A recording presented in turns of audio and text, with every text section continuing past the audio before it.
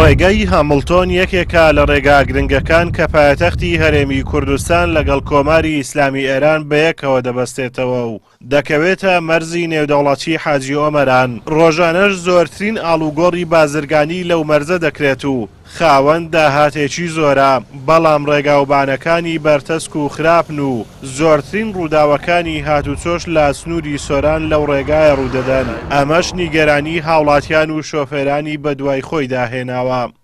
سەبارەت بە دووسایدی ڕێگای هامڵتۆن من وەکو شوفێرێکەوە لە ڕێگای لە مەرز نێودەوڵەتی حاجی ئۆمەران کارەکەم و ڕۆژانە و دەبینین کەوا چەندین کارە ساتێکی نەخوازرا و چەندین حادثە لەم ڕێگایەدا بەدی ئەکەینوە ڕوئەداتن. بۆیە داواکارین لە پارێزگای هەولێر، داواکارین لە حکوومەتی هەرێمی کوردستان ئاوڕێک لە دووسایدی ڕێگای هامڵتۆن یاخود ڕێگای سۆران حاجی ئۆمەرە بدەنەوە ئەم ڕێگامان بۆ چاک بکەن و داواکارین لە حکوومەتی هەرێمی کوردستانە زادەوبانەکەمان لۆ چاک بکە. هەتا قەزای چۆمان بەڕاستی زۆر خراپە لەوەی ڕێگایەکی نێودەوڵەتیە، داهاتەکی زۆریشی هەیە لێرانە. لە ڕاستیدا کە ئەوەی کە باز دەکرێت ڕێگای هەمڵتۆن کە ڕێگایکی استراتیژیا داهاتەکەی بۆ چەند کەسانێک لە حکوومەتی هەرێم و لەناو حکوومەتی هەرێمیش بۆ چەند تاکە شخصێکە مەرگ و مردنیەکەش بۆ خەڵکی ئەو دەڤەرەیە بە تایبەتی کە ساڵ نییە دەیان کارەساتی لێ نەکەویتەوە بەهۆی تەنگەبەری ڕێگاوبان و بەهۆی زۆری هاتسۆی ئەو تانکەر و بارهەڵگرانی کە بەو ڕێگایەدا دێن و پرۆژەی دووسایدی چۆمان حاجی ئۆمەران کە لە ڕێگای هامڵتۆن لێدەدرا بە تێچووی 6 ملیۆن دۆلار 7 ساڵ لەمەوبەر دەستکرا بە دروستکردنی، بەڵام پرۆژەکە لە 120 کارەکانی تەواو نەکرا و بە بیانووی قەیرانی داراییەوە وەستێنرا تاوەکو ئێستا شوادەیەک نییە بۆ دەستپێکردنەوەی پرۆژەکە.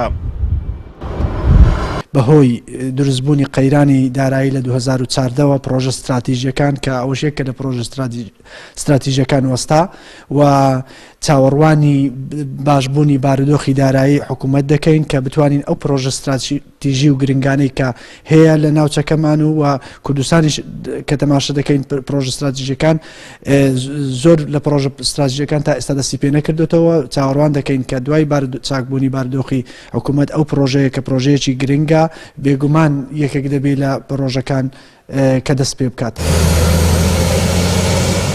ڕێگای هامڵتۆن زیاتر لە 100 ساڵ لەمەوبەر لەلایەن ئەندازیارێکی بیانیەوە بە ناوی هامڵتۆن بنیاتنراوە و تاوەکو ئێستاش گۆڕانکاریەکی ئەوتۆ لەو ڕێگایە نەکراوە و لەگەڵ بەرەو پێشچوونی تەکنۆلۆژیا و زیادبوونی داهاتیش بەرپرسانی کوردستان خەمسار بوونە لە خزمەتکردنی هاوڵاتیان و بەرەو پێشبردننی ڕێگاکانی هاتوچۆ لە کاتێکدا کار و کاسبی و ژیانی ڕۆژانەی هاوڵاتیان پەیوەستە بەو ڕێگایانەوە. ئازاد ئۆمەراوەی کەناڵی ئاسمانی پەیام، مەرزی نێودەوڵەتی حاجی ئۆمەران.